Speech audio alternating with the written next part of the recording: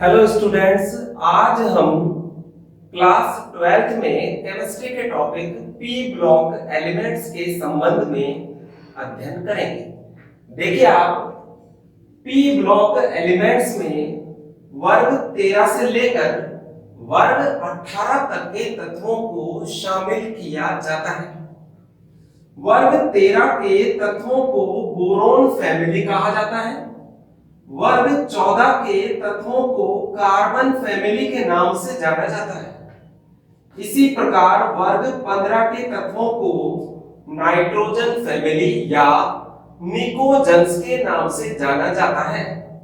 इसी प्रकार वर्ग 16 के तत्वों को ऑक्सीजन फैमिली या चाल्कोजन्स के नाम से जाना जाता है।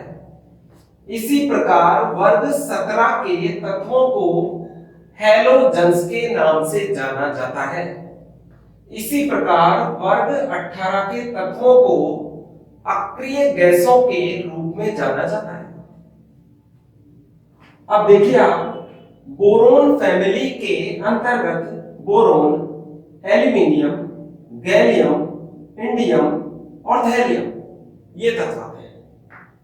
कार्बन फैमिली के अंतर्गत कार्बन, सिलिकॉन, जर्मेनियम, टिन और लेड तत्व आते हैं। इसी प्रकार ग्रुप 15 में नाइट्रोजन, फास्फोरस, आर्सेनिक, एंटीमनी और बिस्मिथ तत्व आते हैं। इसी प्रकार वर्ग 16 में ऑक्सीजन, सल्फर, सेलेनियम, टेल्यूरियम और पोलोनियम तत्व आते हैं।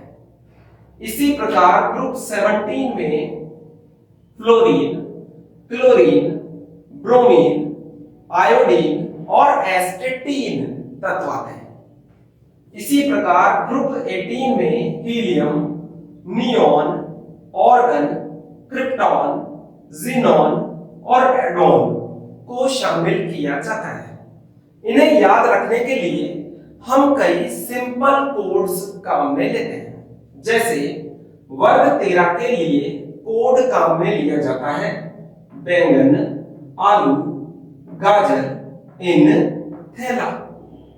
इसी प्रकार ग्रुप 14 के लिए कोड काम में लिया जाता है कहे शिवजी, सुने पार्वती। इसी प्रकार ग्रुप 15 के लिए हम कोड काम में लेते हैं नाना पाटेकर ने ऐसी सब्जी बनाई। इसी प्रकार ग्रुप 16 के लिए ओल्ड स्टाइल से टीपो। आप इन्हें अदरवाइज ना लें, इनका एकमात्र पर्पस आपको इजी मेथड से याद करना है। इसी प्रकार ग्रुप 17 के लिए कोड है फिर कल बाहर आई आंटी। इसी प्रकार ग्रुप 18 के लिए कोड है हीना, मीना और करीना, जरीना और रवीना। इसके अलावा हम इनके लिए हनी अगर कर 0 रन पर आउट कोड के द्वारा भी इनको आसानी से याद रख सकते हैं। इस प्रकार ये बड़े ही सिंपल मेथड्स के द्वारा हम इन एलिमेंट्स को आसानी से याद रख सकते हैं। पी ब्लॉक के चैप्टर में रीजन बेस्ड प्रश्नों की बाहुल्यता है, अर्थात कारण बताओ संबंधी प्रश्न इसमें बहुत ही ज्यादा बन रहे हैं।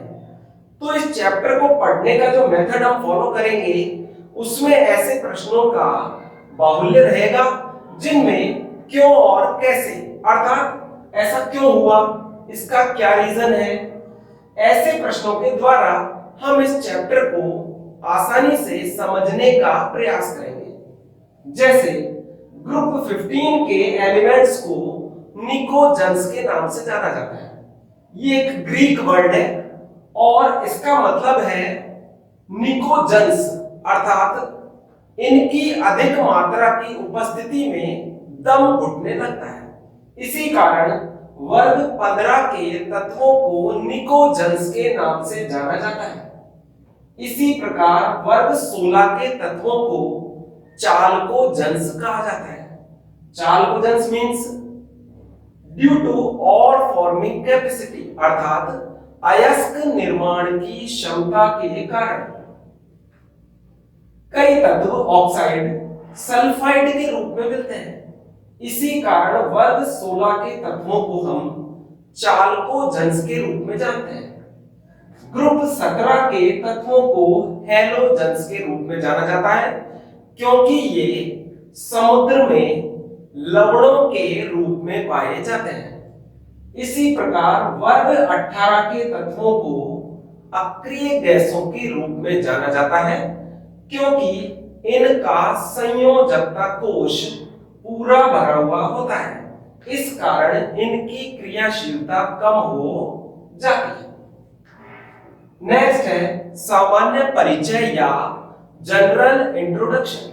जनरल इंट्रोडक्शन में फर्स्ट पॉइंट है सामान्य इलेक्ट्रॉनिक विन्यास, जनरल इलेक्ट्रॉनिक कॉन्फ़िगरेशन। इनका सामान्य इलेक्ट्रॉनिक विन्यास ns2 np126 होता है। यहां पर n प्रिंसिपल क्वांटम नंबर या मुख्य क्वांटम संख्या है। p में इलेक्ट्रॉनों की संख्या 1 से लेकर 6 तक परिवर्तित होती है। इसे आप यहां से भी इजीली क्लियर कर सकते हैं। बोरोन का इलेक्ट्रॉनिक कॉन्फ़िगरेशन है 2s2 2p1। कार्बन में एक इलेक्ट्रॉन बढ़कर ये हो गया है 2p2। नाइट्रोजन में ये 2p3, ऑक्सीजन में 2p4, फ्लोरीन में 2p5 और नियोन के लिए 2p6। अर्थात p सब शेल में इलेक्ट्रॉनों की संख्या 1 से लेकर 6 तक लगातार परिवर्तित हो रही है। n प्रिंसिपल क्वांटम नंबर है। इसकी वैल्यू जैसे जैसे हम किसी ग्रुप में अप टू डाउन आते हैं यह लगातार बढ़ती जाती है।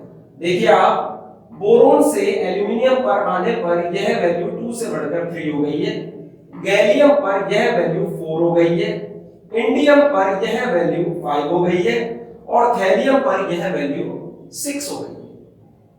इसी प्रकार से प्रत्येक वर्ग में हो रहा है।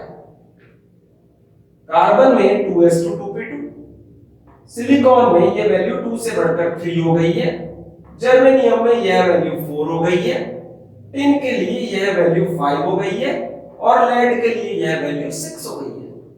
इसी प्रकार नाइट्रोजन फैमिली में भी ये वैल्यू 2, 3, 4, 5 और 6 तक लगातार बढ़ रही है। इसी प्रकार ऑक्सीजन फैमिली में ये वैल्यू 2, 3, 4, 5 और 6। इसी प्रकार हैलोजन फैमिली में 2, 3, 4, 5 और 6। इसी प्रकार इनर्ट गैसेस के लिए 2, 3, 4, 5 और 6।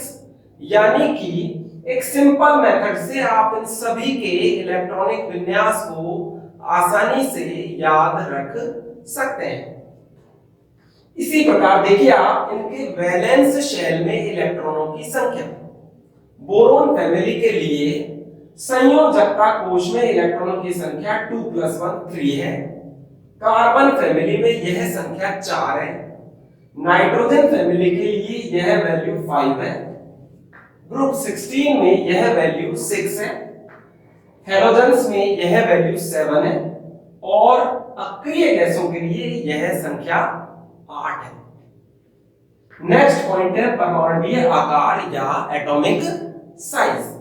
जब हम किसी पीरियड या आवर्त में बाईं से दाईं तरफ जाते हैं तो आकार के मान में लगातार कमी आती है तथा जब वर्ग में ऊपर से नीचे की ओर आते हैं आकार के मान में लगातार वृद्धि होती जाती है। एक आवर्त में आकार घटने का कारण है कि बाईं से दाईं तरफ जाने पर लगातार नाभिक में प्रोटॉन बढ़ते जा रहे हैं लेकिन कोश की संख्या में कोई परिवर्तन नहीं हो रहा है। इसी कारण बाहरी इलेक्ट्रॉनों पर नाभिक का आकर्षण बल लगातार बढ़ता जाता है। इसी कारण आकार के मान में कमी आती जाती है जबकि वर्ग में ऊपर से नीचे की ओर आने पर कोश की संख्या लगातार बढ़ रही है, प्रोटॉन भी लगातार बढ़ रहे हैं, लेकिन कोश की संख्या का बढ़ना अपेक्षाकृत अधिक प्रभावी होता है। इसी कारण वर्ग में ऊपर से नीचे की ओर आने पर आकार के मान में लगातार वृद्धि होती है। थर्ड पॉइंट है आयोनाइजेशन पोटेंशियल या आयनन विभव। सबसे पहले हम इसकी डेफिनेशन को क्लियर करते हैं। जब किसी विलगित गैसीय परमाणु के संयोजकता कोश में उपस्थित सबसे कम बल से बंधे इलेक्ट्रॉन को बाहर निकालने के लिए जिस न्यूनतम ऊर्जा की आवश्यकता होती है वह ऊर्जा आयनन विभव कहलाती है। एक आवर्त में बाईं से दाईं तरफ जाने पर आयनन विभव का मान लगातार बढ़ता जाता है क्योंकि आकार छोटा होता जाता है, जबकि वर्ग में ऊपर से नीचे की ओर आने पर आयनन विभव के मान में कमी आती जाती है। इसी प्रकार इलेक्ट्रॉन बंधुता या इलेक्ट्रॉन एफिनिटी। जब किसी विलगित गैसीय परमाणु के संयोजकता कोश में हम एक इलेक्ट्रॉन को जोड़ते हैं तथा एक इलेक्ट्रॉन को जोड़ने पर जो ऊर्जा मुक्त होती है, जो एनर्जी रिलीज होती है, वह एनर्जी इलेक्ट्रॉन बंधुता या इलेक्ट्रॉन एफिनिटी कहलाती है। प्रथम इलेक्ट्रॉन बंधुता का मान सदैव ऋणात्मक होता है। डेल्टा H की वैल्यू नेगेटिव होती है क्योंकि ऊर्जा उत्पन्न होती है, लेकिन द्वितीय इलेक्ट्रॉन बंधुता का मान धनात्मक हो जाता है क्योंकि हमें ऊर्जा देनी पड़ती है। नेक्स्ट पॉइंट है तापीय स्थायित्व या थर्मल स्टेबिलिटी। इसे हम ग्रुप 15 के हाइड्राइड्स के एग्जांपल्स से इजीली समझ सकते हैं। जैसे अगर हम ग्रुप 15 के hydride NH3, PH3, ASH3, SbH3 और BiH3 का कंपैरिजन करें तो सेंट्रल एटम की साइज ऊपर से नीचे की ओर आने पर लगातार बढ़ती जा रही है। इसी कारण थर्मल स्टेबिलिटी किसी ग्रुप में अप टू डाउन यानी कि ऊपर से नीचे की ओर आने पर लगातार घटती जाती है।